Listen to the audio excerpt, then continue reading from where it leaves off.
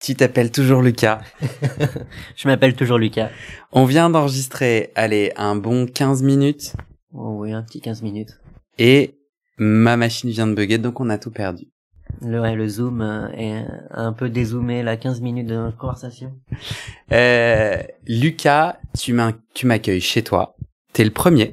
Je suis ok, et ben avec grand plaisir. C'est faux, c'est un énorme mytho, parce que je crois que je sais que Florian m'avait invité chez lui.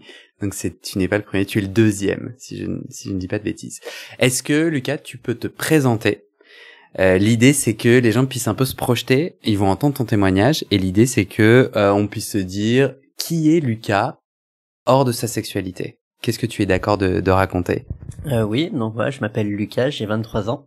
Donc là, je suis étudiant et en même temps, donc je travaille à côté de mes études.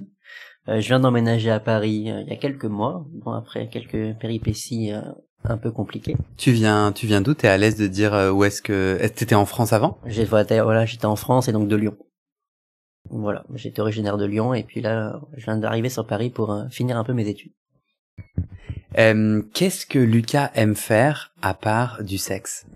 Alors, à part le sexe, Lucas aime faire beaucoup de choses. Donc moi, souvent, c'est plutôt pas mal sortir avec des amis. J'ai toujours eu une importance d'avoir une vie sociale assez active.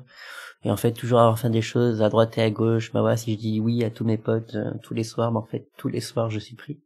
Bon, après, je peux même pas les baiser, ce qui est assez problématique des fois, de faire les choix de qui on va voir. Et à côté de ça, bah voilà, un peu côté culture où bah voilà, j'aime beaucoup le cinéma. Donc là, mes études sont un peu dans le secteur culturel, donc j'aime bien sortir dans les musées, dans les théâtres, dans les choses comme ça. Et en dehors de ça, bah vu que j'avais fait des études de sciences politiques, je suis très porté sur tout ce qui est actualité politique, sciences politiques. J'aime bien briller dans les dîners mondes. Et parmi toutes ces joies, ces passions, le sexe est numéro combien? Ce qui est abominable encore, je pense que c'est numéro 2. C'est pour le moment mes amis, mes soirées d'amitié passent, je pense, un peu avant mes soirées sexe. Ok. Je t'ai proposé de lire ton profil Recon. Est-ce que tu veux bien toujours? Je veux bien toujours. Peut-être qu'il faudra qu'on introduise l'application Recon où je lis où je lis le profil. C'est comme tu veux. Bah Recon, c'est une application spéciale fétichisme. T'es d'accord? C'est ça. Et donc ça permet un peu de trouver les gens fétiches, donc selon leur fétichisme autour de toi. Et ouais, en fait, finalement, de parler avec des gens fétiches, c'est le problème que tu peux avoir avec Grindr, c'est bah tu dis bonjour, je cherche du fétichisme, et les gens te disent juste bonjour, tu suces. Et tu dis non. Tu suces pas, toi? Si, mais ce n'est pas la question. C'est que voilà, quand c'est vrai que là je cherchais énormément plutôt à expérimenter ce côté fétiche. Je n'avais pas envie de me repartir dans un peu des côtés sexe vanille et de reperdre, je pourrais dire perdre du temps, mais en fait on va dire mettre de l'énergie autre part, alors que là ce que j'avais besoin et ce que j'avais envie, c'était de m'assumer pleinement dans ma sexualité et donc de travailler autre chose. Et donc quand un mec me posait un plan d'un soir comme ça, je dis en fait non, parce que là je vais prendre du temps pour toi et ça va rien m'apporter réellement en termes de cheminement et de trajet que j'essaie de faire en ce moment. Est-ce que du coup tu veux nous lire ton profil, qu'on découvre quel fétiche tu apprécies? Donc jeune puppy qui cherche à découvrir mes limites avec un maître handler ou alpha bienveillant, et donc j'aimerais renforcer mon dressage afin de devenir un bon soumis. Ça c'est on va dire la grosse intro de mon profil. Est-ce que tu peux expliquer ce que c'est puppy? Oui. Donc alors le puppy play, donc c'est un fétichisme qui, j'ai pas envie de dire devient à la mode, parce que je pense que c'est pas du tout le bon terme. C'est vrai que quand même qui grandit aujourd'hui, et je pense qu'il y a beaucoup de gens qui se découvrent que c'est un fétichisme qui leur plaît. Donc c'est un roleplay où un peu la base c'est de se mettre dans la peau d'un chiot, et en fait donc quand même souvent pour moi c'est quand même dans un rapport un peu de soumission domination, où donc le chiot se laisse un peu faire, joue avec donc le maître, donc qui est souvent plutôt le dominant, le handler, ou aussi un peu là on a un peu donc des alphas, donc sont des dominants mais qui se considèrent aussi un peu chiots, qui aiment qui aiment cette esthétique là, donc qui portent des masques, portent tout ça, mais en même temps restent dominants. Du coup dans l'entretien coupé, l'entretien mystère, l'entretien qui a disparu de ma putain de carte mère. Ça rime. Je t'avais dit, mais est-ce que t'es à l'aise de me montrer tes masques? Tu es allé les chercher, ils sont devant nous. Est-ce que tu peux les décrire? Imagine quelqu'un qui ne sait pas du tout ce que c'est l'esthétique puppy, donc l'esthétique chiot. On parle en anglais, jamais on dit chiot en vrai. Non, pas trop. C'est vrai qu'on garde le côté anglais où des fois, donc des amis peuvent dire dogos, des choses comme ça. Doki? Dogos, donc dog, un peu de manière familier. Et des dogos. Donc et toi et c'est un terme qu'on utilise en disant toi t'es un dogos. Voilà, et en fait c'est plutôt un peu ça, c'est le terme pour rire entre nous. Et en fait quand on se parle, on dit ouais sale dogos, des choses comme ça. Ouais, ça me fait penser, je sais pas, un peu ouais, c'est des termes qu'on pourrait trouver péjoratifs, mais c'est entre nous. Donc il n'y a pas forcément de jugement de valeur dans la chose. Et ça permet aussi un peu, je pense, de changer les termes, c'est un peu redondant facilement. Quand même. Du coup, est-ce que tu peux décrire ces masques? Alors les masques, donc pour moi, qui est un peu l'accessoire principal du puppy play, parce que sinon pour moi ce serait pas du puppy play, ce serait de la soumission classique. Donc c'est ce qui permet un peu, je trouve, de rentrer dans le rôle. Donc c'est des masques qui sont souvent en néoprène ou en cuir, donc qui ont totalement la forme d'une tête de chien. Où en fait il y a une sorte de museau qui ressort un peu au niveau du nez et en fait des oreilles de chien. Bah ouais, c'est pas une sorte de, c'est genre carrément un museau. C'est clairement un museau, donc qui peut être interchangeable, qui peut changer de couleur, machin. Et les oreilles aussi, donc tout peut être customisé. Non, c'est vraiment là, les oreilles sont vraiment cousues. Donc moi mes masques sont en néoprène, parce que je trouve que c'est le plus agréable à porter, un peu moins relou au niveau entretien. Et le plus joli, voilà, je trouve personnellement. Et ouais, donc en fait c'est un masque qui est quand même cousu, et il y a que quelques parties qui peuvent un peu se changer, et c'est tout. Je vois des sourcils, est-ce qu'ils sont à scratch? Non, alors les sourcils ici ne sont pas à scratch. Après il y a différents types de sourcils, donc il y en a qui achètent des monosourcils, ce que je trouve relativement laid. Mon premier masque était monosourcil, parce que souvent ils sont pas chers. Mais non, ils sont pas détachables. C'est un masque sponsorisé par Emmanuel. C'est qui le présentateur qui avait un mono sourcil sur M6? Non, mais on n'est pas la même génération, ça y est. Non, là, j'ai pas trouvé un. Pourquoi c'était important pour toi de participer à ce podcast, de parler de ta sexualité puppy? Est-ce que, juste avant que tu répondes à cette question, j'en ai une autre. Ta sexualité puppy, elle représente combien de pourcents en gros de ta sexualité au quotidien? Alors c'est une question que je trouve assez compliquée.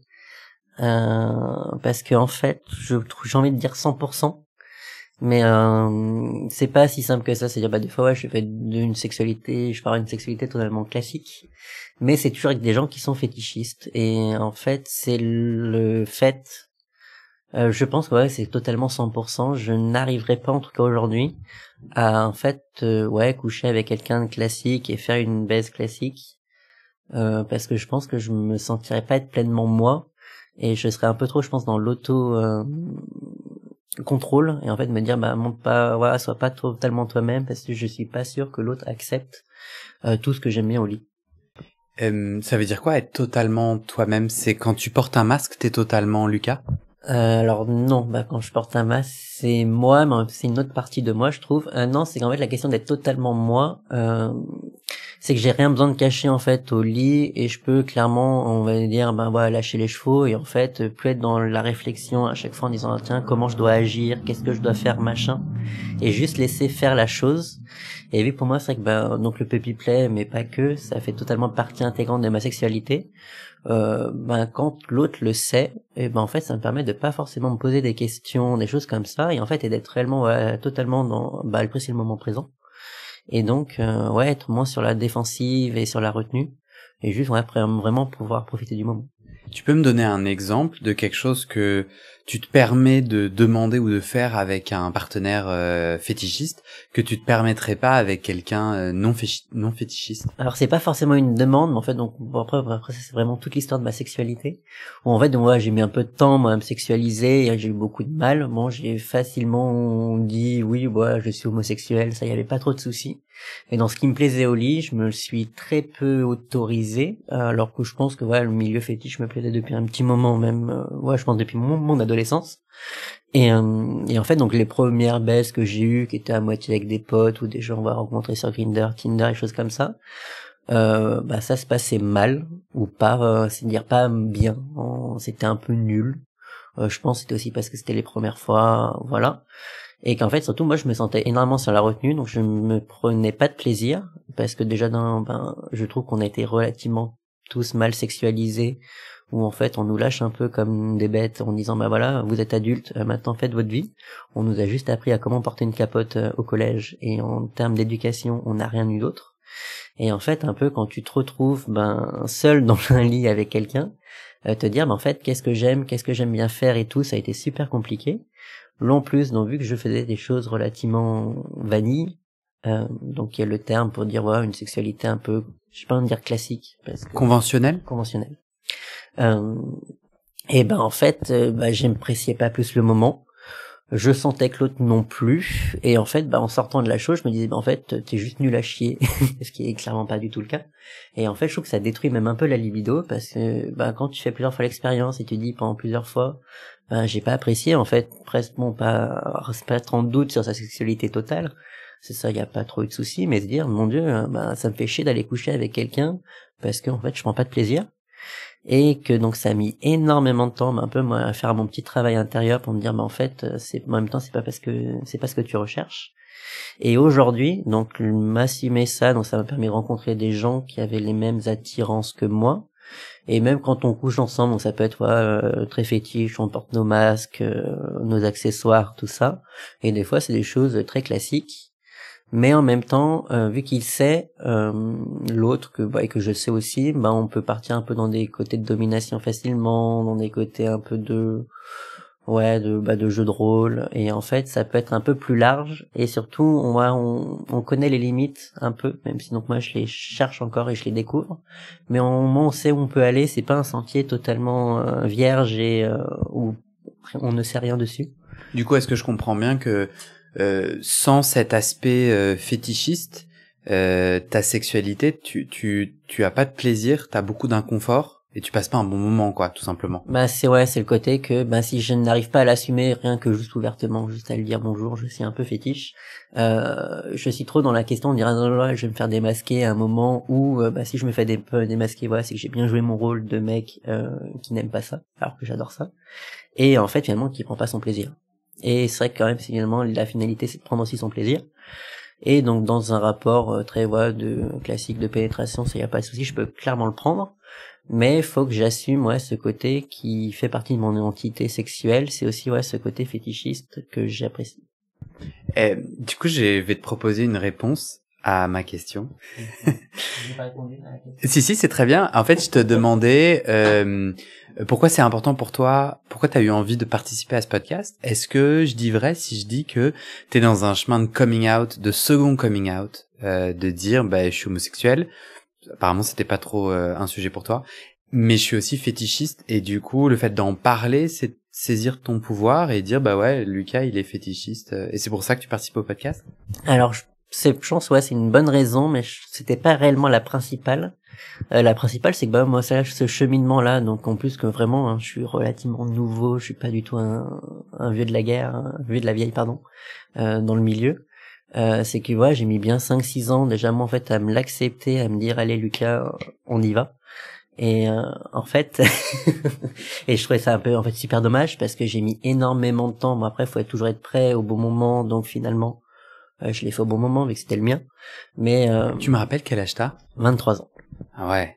Donc c'est quand même jeune. J'en connais qui ont passé le pas bien plus tard, d'autres bien plus tôt. En tout cas, pour toi, dans ton développement, tu t'as senti que c'était lent et long. C'était long. C'est en fait pendant 6 ans, j'ai pas du tout apprécié ma sexualité et c'était en fait super compliqué de se dire, pendant 6 ans, t'étais au stade d'arrêt et j'ai totalement mis de côté ma vie sexuelle où je ne me trouvais plus forcément très beau, je n'aimais pas draguer, je détestais me faire draguer, c'est le pire. Et en fait, je n'étais sexualisé nulle part. Dans des soirées d'amis, je ne draguais personne, j'aimais pas me faire draguer, même si je me le faisais, je le voyais pas, parce que j'étais jamais dans ces dynamiques, de sexe, en fait. J'avais totalement mis ça de côté, et j'avais totalement remplacé ça par mes amitiés, où, en fait, voilà, j'avais des amis tout autour du ventre, mais jamais de relations sentimentales et de relations sexuelles avec quiconque. Et du coup, pourquoi participer au podcast? Et donc, pourquoi participer au podcast? C'est un peu, pour, raconter cette histoire, de dire, en fait, déjà passer le pas, c'est pas si compliqué. Et moi, je me dis que, si j'avais eu un peu ce type de personne-là, qui arrive, il dit, en fait, certes, c'est un saut dans l'inconnu, mais en même temps, c'est cool, ça se fait facilement. Et en fait, d'avoir quelqu'un qui pouvait raconter son histoire et leur dire, voilà, c'est pas la mer à boire, en fait, au final, et même c'est super plaisant de s'assumer pleinement et de se dire que tu n'es pas bizarre, tu n'es pas tout seul et, t'es pas un vieux pervers, comme ça. En fait, c'est un peu pour ça, de pouvoir en parler et que, vous qui m'écoutez, vous puissiez vous dire, en fait, c'est normal et c'est pas honteux. Ouais, je pense que c'est le côté d'être honteux que j'ai énormément ressenti pendant super longtemps et en fait tu t'auto-culpabilises et ça te permet de jamais épanoui, de ne jamais être heureux en fait avec ta personne. C'était ça tes principaux blocages à assumer ton épanouissement sexuel? C'était la question de la perversité, d'être anormal, t'avais honte en fait d'avoir cette envie d'être un puppy? Alors j'avais c'est vrai que donc là on parle que de puppy play depuis le début, mais j'avais honte d'assumer une sexualité qui était un peu, j'ai envie de dire, alternative ou différente. Surtout comme qu'on peut savoir que quand même des fois dans certaines relations et certains rapports c'est un peu compliqué, où tu peux te faire blesser facilement, des choses comme ça. Donc t'avais aussi peur pour ta vie? Alors, pas pour ma vie, mais en fait, j'ai envie de dire plutôt se faire blesser, dans une relation, qu'on te fasse du mal, des choses comme ça. Pas forcément peur pour ma vie. Bon, même si par exemple je ne sors pas dans la rue avec mon masque et je ne mens pas à tout le monde, parce que je pense que je me ferais tabasser assez facilement. Mais non, c'était vraiment une question de confiance en soi et d'être confiant dans l'environnement dans lequel on était. Et c'est vrai qu'en fait, je trouve que mon type de sexualité, en fait, on n'en parle pas parce qu'on trouve que, c'est un peu honteux parce que c'est pas commun, je pense. Et au final, je pense que c'est plus commun que ce qu'on aimerait le penser. Et en fait, surtout, c'est le côté de solitude, vu que j'étais tout seul à être comme ça, vu que dans mes connaissances, j'avais personne de fétiche, tout ça. Tu te sens con, un peu seul, et tu sais pas vers qui te tourner. Quand tu te mets un peu sur des applications et qu'on commence à mal te parler, tu dis en fait non merci, je suis pas là du tout pour ça. Et en fait tu te retrouves seul. Et c'est ça en fait. Et après donc je me suis totalement habitué à cette solitude sexuelle. Et en fait tu n'avances plus en fait à la fin et tu dis en fait qu'est-ce que je fous. Et c'est ça qui est assez problématique quand on est en dehors du milieu fétiche et qu'on veut rentrer dedans. Sauter le pas, c'est assez dur et en fait il faut vraiment prendre de l'énergie, ça coûte en effort de faire le pas.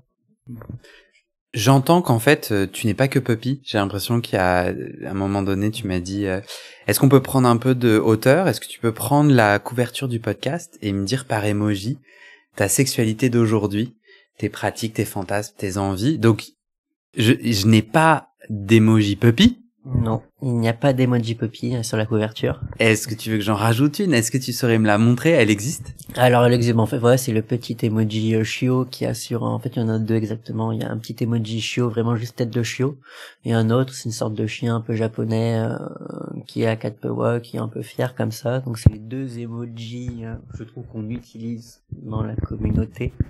Les rajouter, je pense pas, parce que je sais pas en fait, c'est un peu selon ton envie, si tu trouves que c'est intéressant. Et c'est une vraie question que même moi des fois je me pose de comment le puppy play diffère d'un rapport simple de domination-soumission, parce qu'en soi ça rentre dedans mais en même temps pas totalement. Et alors qu'est-ce qui t'excite toi dans le puppy play? Alors c'est comme ça qu'on va savoir ce que ça diffère. En fait, on s'en fout ce que ça diffère conceptuellement. Lucas, c'est quoi ton kiff? Alors moi en plus au début, donc le puppy play m'a permis d'assumer ma sexualité fétiche, c'est-à-dire en achetant mon masque, en portant mon masque, je suis anonyme derrière mon masque, c'est-à-dire que quand je l'avais sur Grindr, par exemple, si tu connais des gens qui sont sur Grindr, et en fait ils savent pas que c'est toi. parce que vu que tu portes un masque, t'es totalement anonyme. Et donc il y a déjà moi ce côté anonyme qui m'a plu. L'esthétique totale, voilà, du masque, je trouve. Pourquoi c'est important d'être anonyme? Au début, quand tu assumes pas, que tu n'es pas en confiance avec ça, le fait de se dire, j'ai commencé à assumer pas du tout sur Paris, dans une ville en province, je peux dire province, je déteste dire province, on va vers Lyon, et en fait, c'est qu'entre guillemets, on connaît à peu près tout le monde. Surtout que moi, j'ai eu donc des boulots où, dans ma classe d'âge, je connaissais beaucoup de gens, et beaucoup de gens me connaissaient. Et c'était un peu compliqué quand t'as un peu une personnalité pseudo-publique, de dire, tiens, lui, on l'a retrouvé là, tiens, il aime ça et tout. Et en fait, j'avais peur que ça mélange trop, mon image de moi de tous les jours, à finalement quelque chose de très intime et très personnel de ce que j'aime bien faire au lit. Et donc, le puppy play, donc il y a ce côté un peu, d'anonymat, pardon, j'allais dire n'importe quoi, qui m'a énormément plu. L'esthétique totale, donc c'est marrant, moi je suis pas du tout furie, donc il y a un autre pseudo fétichiste, et certains le font pas du tout sexuellement parlant. Après, je vais pas dire pseudo, c'est un peu condescendant. C'est quoi furry? Furry, c'est donc aussi une pratique. Donc, alors, j'ai pas encore tout compris. Je pense que je suis pas le plus à même à en parler.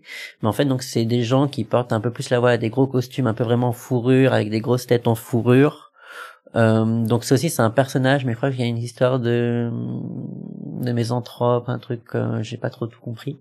Et en fait, c'est marrant, c'est un truc qui m'attire pas du tout, mais je pense qu'il y a aussi les questions de l'esthétique qui me plaît pas.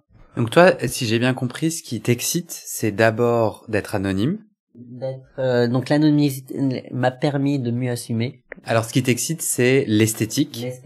Et Et quoi d'autre? le jeu de rôle, en fait, donc en termes de soumission, domination, c'est souvent en fait des jeux de rôle qui sont entre guillemets plus bienveillants qu'avec juste une relation de domination soumise, où des fois ça peut être assez dur, assez violent et peu respectueuse de l'autre, alors que c'est vrai que quand tu prends un chiot, le but c'est pas de le maltraiter, c'est de bien le traiter, de bien le dresser, etc. Et en fait, ça permettait, je trouve, d'avoir un rapport de domination et de soumission, donc plus bienveillante, plus respectueuse, et qui permet aussi, en fait, finalement, d'englober plus de choses, parce que, dans le puppy play, par exemple, tu peux jouer avec un maître, et en fait, il y a absolument rien de sexuel. Et c'est un peu le côté lâcher prise, totalement, donc jeu de rôle. Quand je mets mon masque, je deviens quelqu'un d'autre. C'est pas exactement quelqu'un d'autre, c'est-à-dire que c'est juste une autre dimension de moi-même. Et ça permet de faire une véritable séparation, je trouve, et en fait, ça permet d'être au clair avec ses idées.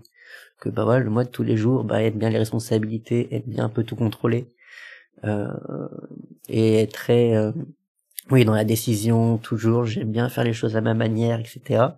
Et quand j'ai mon masque, là c'est plutôt l'inverse, je me laisse plutôt aller, et je fais, c'est un peu niais, je trouve, mais de se prendre par le jeu, tout simplement. Et l'autre côté, mais ça c'est en le portant le masque, où j'ai un sentiment de sécurité derrière, où vu que ça te serre un peu la tête, je me sens totalement confortable derrière mon masque, et je me sens tout simplement bien. Et concrètement, ton partenaire est assis dans le canapé. Lui, il porte un costume, pardon, t'as dit qu'on appelait ça comment? Donc une hood. Un accessoire. Et lui, il porte un accessoire? Pas forcément. Et toi, t'arrives, tu mets un masque. Et là, à ce moment-là, tu te mets à quatre pattes. Est-ce que tu peux m'amener dans le concret de ce plaisir sexuel? C'est que du coup, tu deviens un chien, donc tu joues le chien. Ouais, ça dépend donc de comment faut entrer dans le jeu. Mais moi, dès que je la mets, c'est vrai que j'essaie un peu de rentrer dedans. Donc j'essaie de jouer. Et encore, vu que je me trouve encore un peu nouveau, tout ça, j'ai pas forcément encore pris toutes les automatismes, mais c'est pas des automatismes, mais un peu tout le jeu rôle complet. On va dire bien faire à jouer. Ouais, t'as l'air de te mettre la pression. Non, mais c'est marrant parce que je trouve ça inspirant ce que tu dis, et le moment où t'as dit nier tout à l'heure, où t'as jugé, est-ce que t'as l'impression que tu continues un peu à avoir du jugement pour cette forme de sexualité que tu apprécies? Alors, pour les autres, absolument pas. Pour moi, oui. C'est-à-dire, quand quelqu'un me parle de sa sexualité à lui, je n'ai rarement même jamais de jugement, de soucis. Des personnes viennent me parler de leur sexualité qui ont absolument vraiment rien à voir avec la mienne, qui peuvent être vues des choses un peu dégueulasses. Et en fait, je leur dis, bah, c'est bien pour vous, si ça te plaît, très bien, et donc pas de jugement, mais pour la mienne, ouais, je m'autorise plus à m'auto-juger, ce que je pense que beaucoup de gens font au final. Que voilà, pour les autres, j'ai pas de problème, c'est vrai. Du coup, tu continues quand t'es puppy à être un peu, à avoir encore un peu de difficulté à être totalement dans la joie de ce rôle et kiffer ton truc, quoi. C'est ça, je suis encore un peu dans la, bah ouais, dans la retenue. C'était ça que je voulais dire. Ouais, je suis un peu encore dans la retenue parce que j'ai pas encore forcément tout trouvé aussi. Et ça prendra son temps qu'il faut, c'est vrai, quand même. Donc ça, j'ai que 23 ans, donc ça va. J'ai encore un peu du temps. Et concrètement, donc, hop, tu mets ton masque, tu joues un peu, t'aboies. Alors certains le font, moi je n'y arrive pas. Donc certainement peut-être que je serai un puppy qui n'aboiera jamais. Mais ouais, peut-être un jour j'arriverai à aboyer. Donc tu restes quand même un peu humain. C'est-à-dire si t'as soif, tu te fais un thé. Voilà, si j'ai soif, je me fais un thé. Je suis pas encore là dans le délire de boire dans une gamelle, des trucs un peu comme ça qui sont très immersifs. Là, c'est vraiment de l'immersion à 200%. Certaines peuvent avoir, ça leur plaît totalement, voilà, pour certains d'être vraiment dans le jeu de rôle le plus total, ce qui est bien.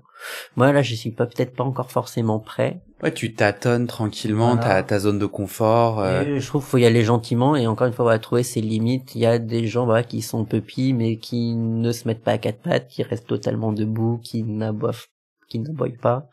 Et tout ça en fait, ce n'est pas forcément, je trouve que souvent des fois on vient me parler moi sur les applications, donc j'essaie en plus d'être relativement ouvert en leur disant sur un de mes profils, je dis ouais, si t'as envie de venir parler, viens parler, y a pas de souci.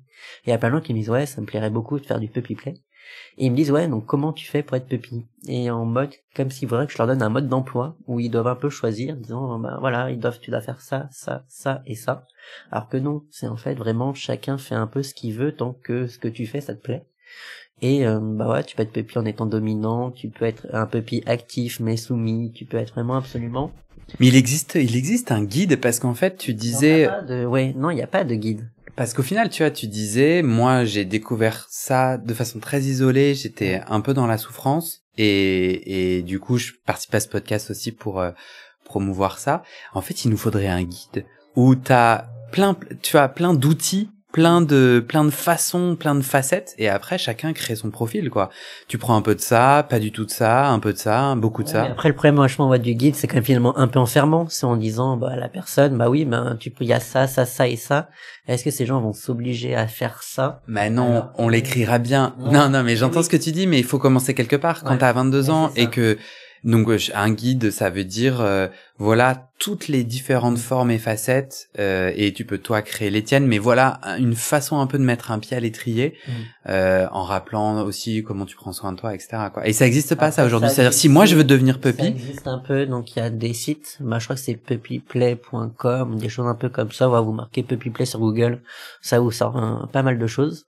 Et en fait donc il y a des sites qui expliquent plutôt bien, par exemple aussi comment s'équiper, c'est quoi un peu le principe du jeu de rôle. C'est quand même il y a un principe global, mais après dans ce principe-là on peut faire un peu ce qu'on veut. Et s'il y a quand même des sites, moi c'est un peu ce qui m'a permis aussi de m'aider, de me dire en fait j'irais bien par là et faire ça. Et la toute première fois où tu t'es dit ok j'essaye, ça a été quoi ton premier pas? C'est acheter le masque et le mettre tout seul chez toi? Ouais, ça a été totalement acheter le masque donc par internet, vu que c'était pendant le dernier confinement. Et donc je pense comme pas mal de gens, le dernier confinement a été absolument pour moi abominable, en pleine crise existentielle. Et donc je me suis dit vas-y, achète un masque et vois ce que ça donne, si déjà au moins l'esthétique te plaît, tout ça. Comment ça s'est passé la première fois où t'as enfilé le masque? Et ça s'est passé le soir, dans ma chambre, j'ai dit allez hop, on le met. Et en fait, en le mettant, j'ai ressenti cette première sensation qui était la sécurité et le confort. Et je me suis senti bien dedans. Et je pense que c'est ça je me suis dit, c'est fait pour moi. Avec de la sexualité conventionnelle, c'est-à-dire est-ce qu'il y a eu une érection, de l'éjaculation, ou c'était vraiment de la sexualité cérébrale, ou pour toi pas du tout de sexualité? Alors je n'ai pas forcément le souvenir d'après de ce côté-là, mais si c'est vrai, il y a aussi la question de sexualité que de me voir avec une houtte, ça me plaît. Une houtte, c'est une donc c'est un masque. qu'on appelle ça une hood dans le jargon, vu que ouais, c'est le nom. Et en fait, donc oui, ça me plaît totalement. Donc oui, ça me fait totalement bander. Et de voir des gens avec des hoods, ça me fait tout aussi bander. Mais la première fois, l'enjeu, c'était pas tellement l'érection ou l'éjaculation. L'enjeu, c'était d'être... Voilà, c'était d'être et d'être bien avec ce type de rôle. Et donc, je l'étais totalement. On retrouve la couverture du podcast. On a, du coup, notre emoji de petit chien. Mais après, Il y a quoi d'autre, ouais, dans ta sexualité aujourd'hui? Alors, aujourd'hui, oula, bah, beaucoup de choses. Le moins de 18, voilà, c'est en termes de sexualité. Moins de 18 ans, c'est pas bien de le faire ça en dessous. C'est pas vrai, mais un peu compliqué cette histoire. Moi, après, dans les rôles, c'est un peu compliqué. C'est donc moi, là, je joue beaucoup, un peu plus tôt de la soumission. Parce que je trouve ça plus simple pour s'appréhender et apprendre, en fait, et à trouver ses limites. C'est plus simple de se laisser faire que, en fait, de faire ça en tant que dominant et finalement de mal agir et en fait de faire n'importe quoi. Moi, je préfère mieux faire l'inverse, alors que je suis plutôt vers ça. Attends, là, je t'ai perdu. Là, tu regardes les flèches. Emojis. Ouais, les flèches. Qui sont la pénétration, et donc, toi, tu dis... Et switch. Bah, donc moi, plutôt, mais en ce moment, je mets plutôt bottom pour un peu simplifier les choses.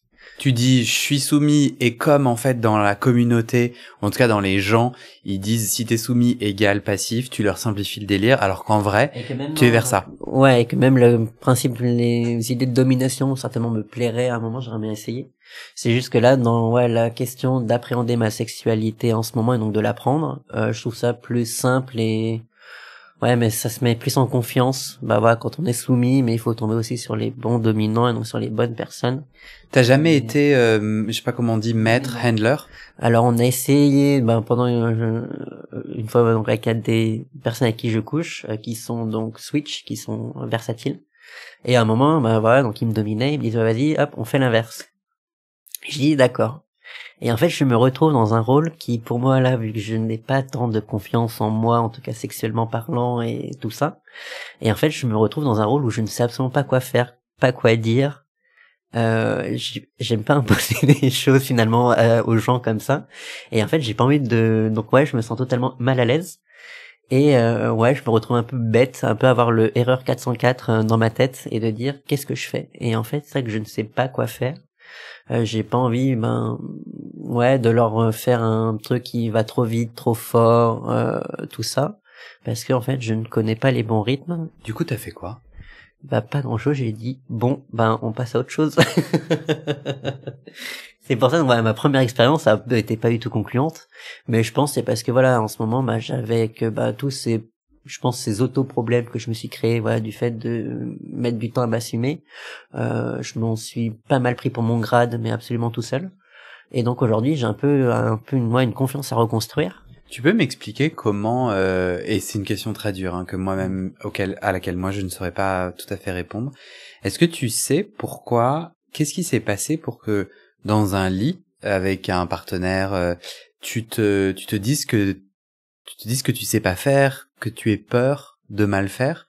Qu'est-ce qui, pourquoi cette absence de confiance en toi au niveau sexuel? Tu sais l'expliquer? Alors, je ne sais. En fait, je pense que c'est totalement une question de comment c'est construit. Et moi, je me suis totalement construit dans un côté quand même très introverti au début. En fait, où je n'ai jamais assumé un peu mes qualités, mes machins. Et j'ai toujours été dans le doute permanent. Je doute très souvent et c'est très simple de me faire douter. Et en fait, vu que j'ai jamais cette confiance, en fait, c'est que je pense qu'on me l'a jamais accordé. Je me le suis jamais accordé d'être confiant en moi. Et que en fait, on m'a jamais entraîné et encouragé à être bien dans ma peau. C'est ça que tu cherches en tant que puppy, un maître qui va t'entraîner et t'aider à être bien dans ta peau? Alors c'est une question d'être bien dans ma sexualité et d'être pleinement épanoui, d'essayer des choses que j'ai envie d'essayer, mais vu que pour le moment j'ai pas forcément la confiance, mais en fait m'y amener très facilement et sans peur, sans crainte. Ça te parle si je dis, je teste un truc, hein, tu me dis ce que t'en penses, ça te parle si je te dis, et si la sexualité était un jeu? En gros, il y a moyen que tu perdes, c'est-à-dire il y a moyen que tu bouges un pion et que, non, ça marche pas, tu vois. Est-ce que ça te parle de t'imaginer donc avec un partenaire ou une partenaire consentante, t'essayes des trucs en suivant un peu ton kiff, en étant dans l'incertitude, hein, et tu check un peu et l'autre te dit oui ou non. Bah c'est même plutôt ça en fait, moi que je recherche, c'est quoi quand on teste quelque chose. Alors déjà, je suis plutôt ouvert en fait à la découverte, et donc souvent moi c'est des gens qui sont déjà expérimentés, avec qui je couche. C'est plus simple de signifier quand t'as quelqu'un d'expérimenté en face de toi que l'inverse, parce que j'ai déjà fait des fois au tout début des plans avec des gens aussi qui s'expérimentaient un peu, et en fait vu que tous les deux on tatillonne, en fait on sait pas trop où on va et on n'a pas forcément je sais pas comment dire ça, un peu de continuité. En fait, c'est ça, j'ai l'impression, quand je t'écoute, que tu as en tête une relation sexuelle réussie, et donc une relation sexuelle peut échouer. Est-ce que tu peux me décrire ce que c'est réussir un rapport sexuel? Ça veut dire quoi? Prendre son pied, mais après ça, donc il y a une nuance à mettre, c'est-à-dire que j'ai eu des relations sexuelles, donc certes pas top, mais qui m'ont permis de me dire ça me plaît. Par exemple le puppy play, les premières fois que j'ai fait du puppy play, j'ai fait ça avec quelqu'un qui était pas fou. J'ai pas plus apprécié avec la personne, mais j'ai apprécié le puppy play. Et donc réussir une relation sexuelle pour toi, ou une relation intime, c'est sentir au fond de ton cœur genre une chaleur, hein, où tu dis ah putain ça m'excite et tout. C'est pas forcément avoir une érection ni éjaculer, mais c'est de te dire ah je kiffe, ça m'excite. Et si donc apprécier le moment avec l'autre et avec la personne, en fait pour moi c'est vraiment un mix. Si je fais une relation sexuelle avec une personne aussi, c'est pour la partager avec lui. Et donc pas du tout, en fait, je ne suis pas dans le côté très égocentrique de comment je vis ma sexualité. Du coup, je la vis pas seule, je la vis avec l'autre, et donc c'est pour ça que pour moi ça rentre dedans le fait d'avoir un bon feeling avec l'autre, et c'est quelque chose qui est assez essentiel. J'ai du mal à coucher avec des gens avec qui je m'entends pas. Au début je l'ai fait et en fait ça ne marche pas forcément.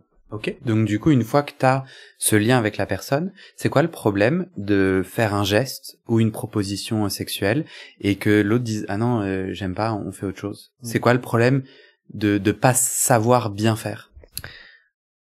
En fait, je trouve que t'as formulé ça un peu bizarrement. Je suis assez d'accord avec toi sur le côté, quand on se formule des choses, c'est top. Et même c'est un peu ce que je recherche, du coup, que ce soit bien formulé, ce qui permet de découvrir des choses qu'on n'avait pas forcément pensé faire parce que l'autre a envie de te faire découvrir ça. Avec moi, je suis plutôt dans la découverte, donc je suis rarement dans la proposition, à part quand je sais que il apprécie tel type de pratique et moi je voulais tester ça avec lui, je lui demande si on pourrait faire ça. Souvent donc ça se passe plutôt par message avant. Et en fait le côté rapport qui donc se passe pas bien, c'est que donc c'est avec une personne qui ne t'écoute pas et en fait qui s'auto-regarde et en fait vit sa sexualité que par rapport à elle. Donc ne fais pas attention à toi, ne t'écoute pas, tout ça. Et moi ça je trouve ça un peu abominable parce qu'en fait c'est vraiment se faire servir comme objet. Et mais moi je veux te ramener à tout à l'heure quand t'as essayé d'être dominant et que t'as eu l'erreur 404, notamment parce que t'étais là, je sais pas quoi faire, je sais pas comment faire et j'ai peur de mal faire. Et du coup j'ai essayé de mieux comprendre ce qui s'était passé pour toi, sachant que tu me dis j'étais avec quelqu'un de consentant qui était content. C'est quoi notre problème à essayer un geste et à dire est-ce que j'ai aimé ou pas, est-ce que l'autre a aimé ou pas, est-ce qu'on continue ou on continue pas, sachant que si on n'a pas aimé et que si c'était raté, on passe next. C'est quoi le souci? Totalement le syndrome de l'imposteur. Donc c'est ce manque de confiance et le fait que je me l'autorise pas d'essayer ça parce que vu que j'ai beaucoup de finalement j'ai du pouvoir par rapport à l'autre, j'ai peur de lui faire mal, j'ai peur de le blesser. Et voilà, moi je ne suis pas là pour blesser les gens juste pour les blesser, je trouve ça abominable, ce qui est pour moi normal. Et en fait c'est parce que je me sens absolument pas en confiance et je ne me sens pas prêt à donc dominer sans faire mal. Et en fait j'ai peur de faire mal, et donc vu que j'ai peur de faire mal, je n'ai pas envie de faire. Et si je t'entends bien, du coup tu commences à explorer ta sexualité via le puppy parce que justement tu te sens plus à l'aise, plus en confiance, et tu disais peut-être un jour je passerai à autre chose, ou en tout cas j'ajouterai à mon panel le côté dominant, c'est ça? Ouais, et donc c'est trop tôt pour le moment. Ouais, pour moi trop tôt, ça envoie, je trouve que je suis dans les balbutiements un peu de ma sexualité. Donc déjà je trouve bah ouais, depuis quand même là j'assume ça, je me sens quand même plus épanoui, plus confiant petit à petit. Et ouais, je me sens moins piégé dans ça, et en fait je pense ça m'aide pas mal à m'ouvrir, à me connaître. Et je pense c'est en se connaissant qu'on peut en fait avoir d'autres rôles. Et ça serait un qui me plairait, c'est ce que j'aime dans ma vie professionnelle à côté de mes études, où le côté un peu domination, donc hiérarchie me plaît. C'est un truc j'aime bien ça. Et je trouve ça bizarre que je ne retrouve pas ça dans ma sexualité. Ça veut dire quoi le côté hiérarchie te plaît? Concrètement, tu parles de quoi? C'est-à-dire que j'aime bien décider. Clairement, c'est ça. J'adore décider, et si c'est pas ma décision, je l'ai très mal. Ouais, c'est des choses un peu comme ça où j'aime contrôler. Et en fait, finalement, je suis assez contrôle fric dans absolument toute ma vie. Alors c'est peut-être pour ça aussi que finalement la soumission et donc le puppy play me plaît, parce que ça permet qu'à côté de toutes ces angoisses qu'on a un peu dans notre vie quotidienne, où on est obligé de tout contrôler, faire attention à tout, et en fait on a toujours du stress et de l'anxiété, le côté que la sexuelle, hop, on laisse tout aller, et puis on joue un rôle.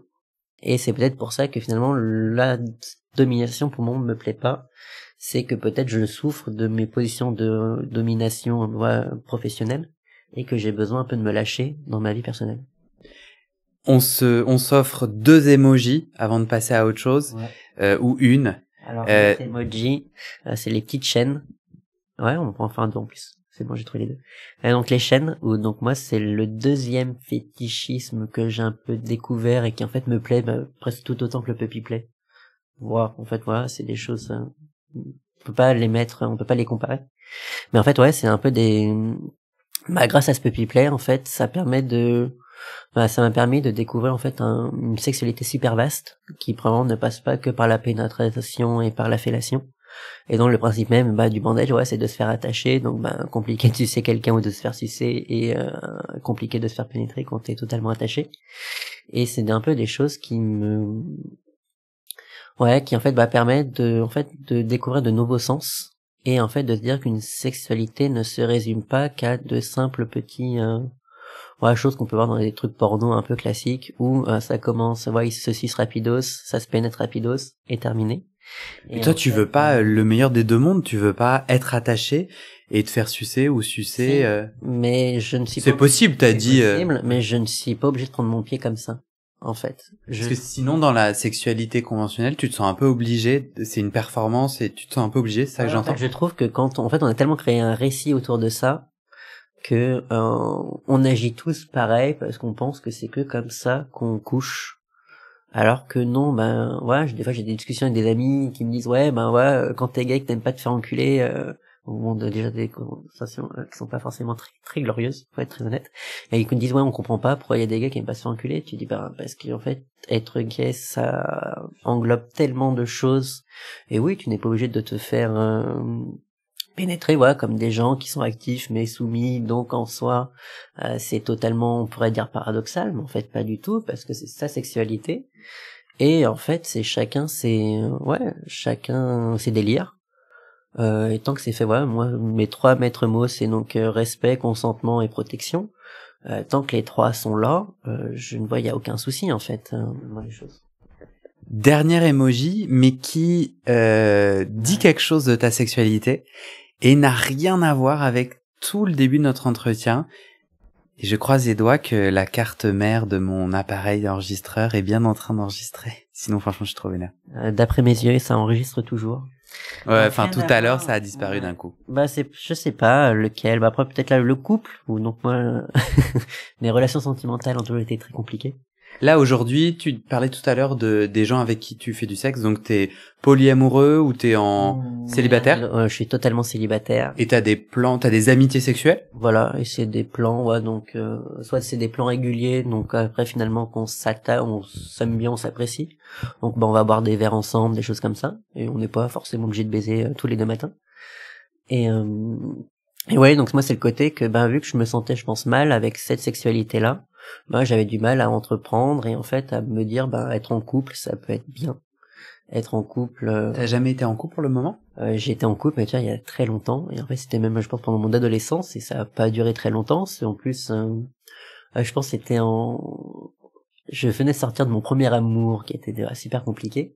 Et en fait, j'ai dit bon voilà, il y a un mec qui est amoureux de moi. Je dis vas-y, je vais me mettre avec lui, comme ça, je vais passer à autre chose, ce qui a été totalement une erreur, hein, et donc je m'en excuse. Totalement. Voilà, les bêtises d'enfant.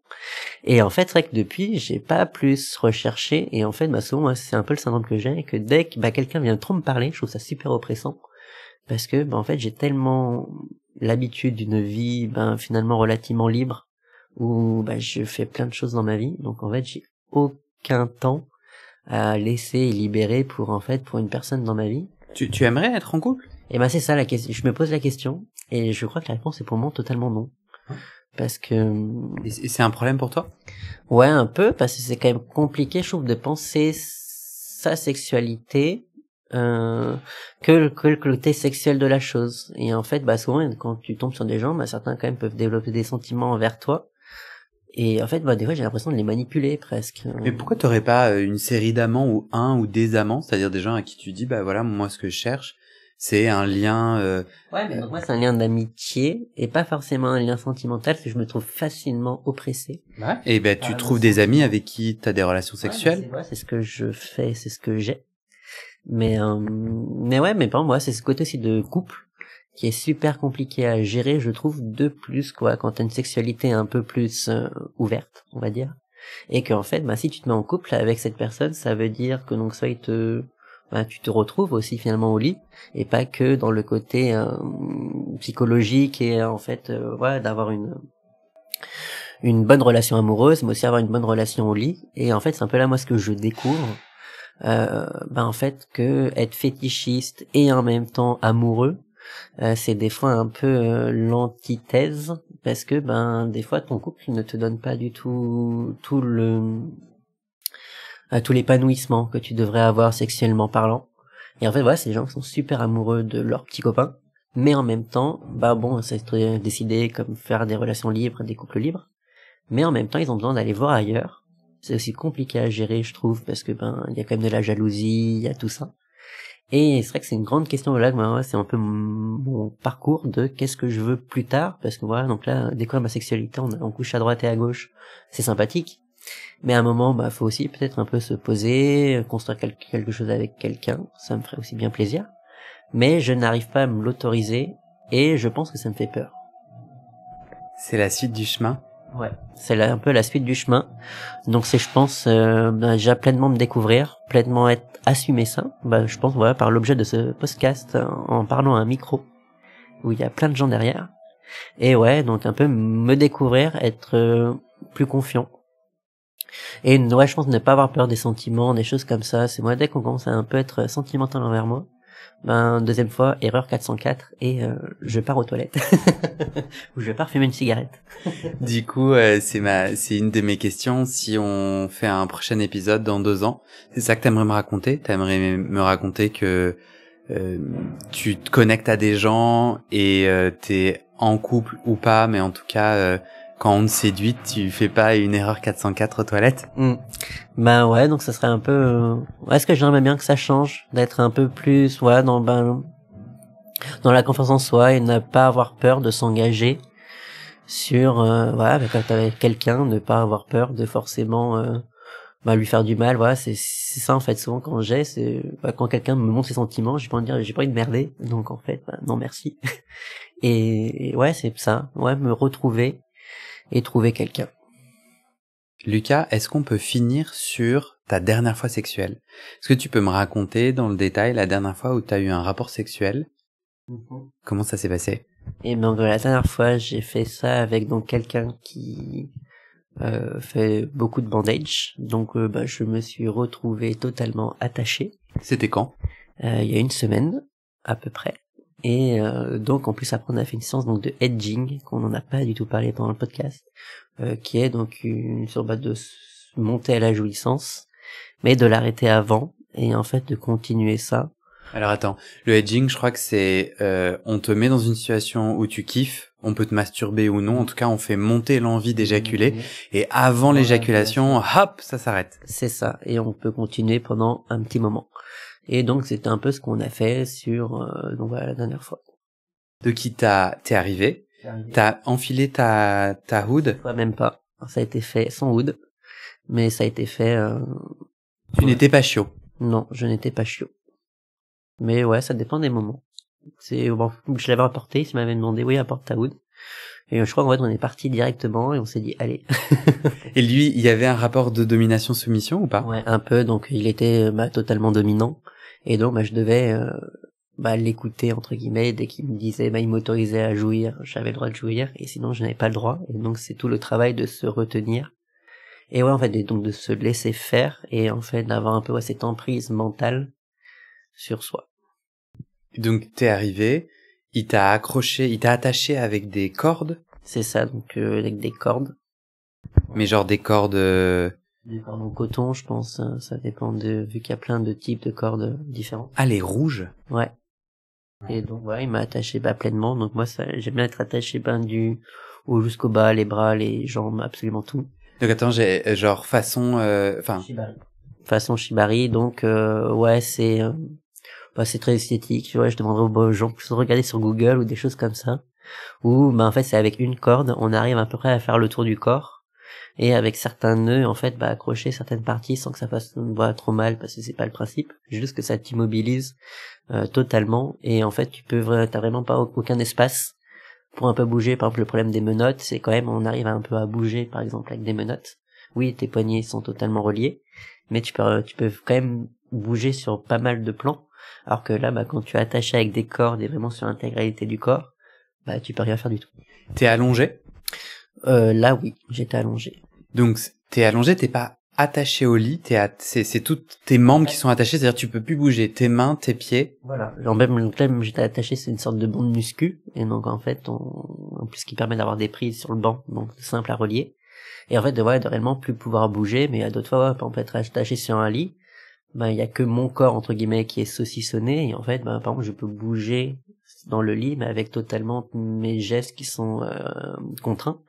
Et en fait, ouais, moi, c'est cette sensation-là, en fait, de perte de contrôle, et en fait, d'essayer, et en fait, ça sert, et ça me met un grand kiff. Mmh. Et donc, voilà, c'était la dernière séance. Et c'était... Non, ça, c'est mon autre podcast, la dernière séance de psychanalyse. C'était bien? Ça s'est bien passé? Ouais, ça s'est plutôt bien passé. Après, par exemple, lui, c'est quelqu'un qui, je pense, aimerait même voir plus, et plutôt peut-être certainement en exclusivité. Moi, ce que je ne cherche pas pour le moment. Et donc, ça, ouais, un peu compliqué de faire expliquer à l'autre en disant, voilà, j'apprécie bien, mais je ne veux pas être exclusif sur ce type de relation-là. Parce qu'après le rapport sexuel, depuis quelque temps, je crois comprendre, c'est ça, il te drague et il te dit viens, on se met ensemble, quoi. Alors c'est pas se mettre ensemble, donc avoir cette fameuse relation soumis-maître. Et en fait, c'est pas, je peux pas dire c'est pas ça que je cherche, mais peut-être pas avec lui. Donc j'apprécie totalement passer des moments, mais je me sens pas prêt avec lui de passer à l'exclusivité sexuelle. L'exclusivité sexuelle. Et en fait avoir avec au contrôle de ma sexualité par lui. Qu'est-ce qui lui manque, à ton avis? Eh je ne sais pas, et je pense que c'est un peu de feeling. Voilà. Je pense que c'est le fait qu'on puisse, on va sortir boire un verre ensemble, avoir autre chose que le sexe. Je pense que vu que avec celui-ci en particulier, c'est très sexuel, il y a un peu que ça. Donc on dirait que je me contredis par rapport à ce que j'ai dit au début. Mais c'est bizarre. Il y a quand même de consentement et il y a du feeling. Mais il y a pas d'autres sujets de conversation un peu plus élargis, des choses comme ça. Super. Moi, je trouve pas que tu te sois contredit, puis même t'aurais le droit à la nuance. C'est vrai. Je peux un peu être un être complexe. T'as le droit. Est-ce que tu veux dire quelque chose de particulier pour le mot de la fin? Quelque chose d'important sur lequel tu veux nous laisser? Et non nous lécher. Je ne lécherai personne alors, mince. Moi, pour moi, les mots d'importance, c'est quelle que soit votre sexualité, il faut toujours l'assumer. Et donc, quand on passe les premiers pas, toujours trouver des personnes bienveillantes et ne jamais se laisser imposer des choses. Faut toujours le faire déjà à son rythme, même si moi j'ai mis 6 ans, si vous en mettez 8, 10, c'est que vous aviez eu besoin de ce temps-là pour le prendre. Et c'est marrant parce que tu sous-entends et tu sous-entends que on peut être arrivé. C'est-à-dire tu dis ça a mis 6 ans. Comme si on pouvait arriver, c'est-à-dire il y avait un point de chute, un moment waouh. Moi, qu'est-ce que t'en penses? Moi, j'ai l'impression que toute notre vie, en fait, on découvre notre sexualité et en fait, t'es jamais épanoui. Oui, mais c'est le début de se l'accepter. Moi, voilà, ça a mis 6 ans à me dire, allez, je commence. C'est ça, c'est plutôt le commencement de ma sexualité. C'est clairement pas du tout la fin. Mais ouais, je pense qu'il y a pas beaucoup de gens qui ne l'ont pas commencé, ce chemin-là, et sont beaucoup, dans la remise en question, et se l'autorisent pas forcément. Moi, en tout cas, c'est là-dedans que j'ai grandi et que je me suis fait. Et c'est là-dessus que je pense qu'il y a pas mal de gens qui étaient dans le même cas que moi. Pour aller acquérir la confiance en toi et avoir tout l'espace de sexualité que tu cherches, t'as raconté que t'allais expérimenter, continue dans les expérimentations. Tu vas essayer quoi d'autre pour aller acquérir de la confiance en toi et du plaisir sexuel libre? Alors donc déjà d'un côté ça passe un peu quand même, je trouve, par une sociabilisation, c'est-à-dire dans le milieu puppy, donc surtout à Paris, il y a beaucoup de puppies, donc en fait avec des groupes Telegram, WhatsApp, machin, on arrive à se retrouver, à boire des verres ensemble, à se connaître, donc ce qui permet déjà d'échanger un peu nos vécus, nos expériences, et surtout peut-être trouver des personnes avec qui on a envie de coucher, des personnes avec qui il y a un feeling qui se passe. Il y a déjà ça, en fait. Puis ça dédramatise peut-être l'angoisse dont tu parlais de perversité. Ah, je suis pas une bonne personne. En fait, tu te retrouves avec des gens et c'est cool et en fait tu te dis.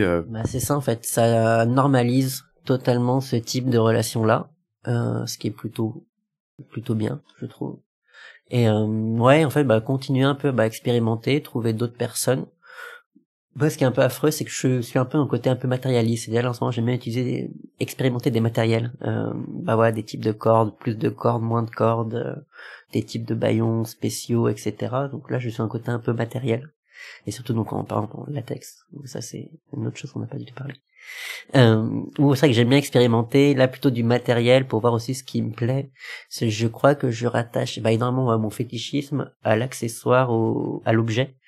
Et ce qui est, je pense, un peu problématique, mais peut-être à déconstruire, à réfléchir. Pourquoi c'est problématique?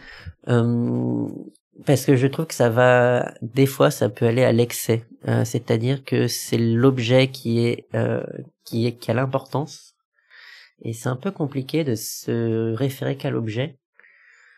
Surtout, quand on essaie quand même de faire des rapports sexuels à deux, avec quelqu'un d'autre. C'est vachement intéressant parce que j'ai l'impression que dans le cœur de dans le cœur du fétichisme, il y a le fétiche et le fétiche. C'est l'objet. Mais c'est ça que je suis d'accord. Et c'est peut-être intéressant de s'en détacher. Ouais, ou bien peut-être de trouver un équilibre. Il y a parfois c'est avec fétiche, parfois c'est sans. Et donc moi c'est un peu la chose où en fait faut trouver son équilibre et son équation.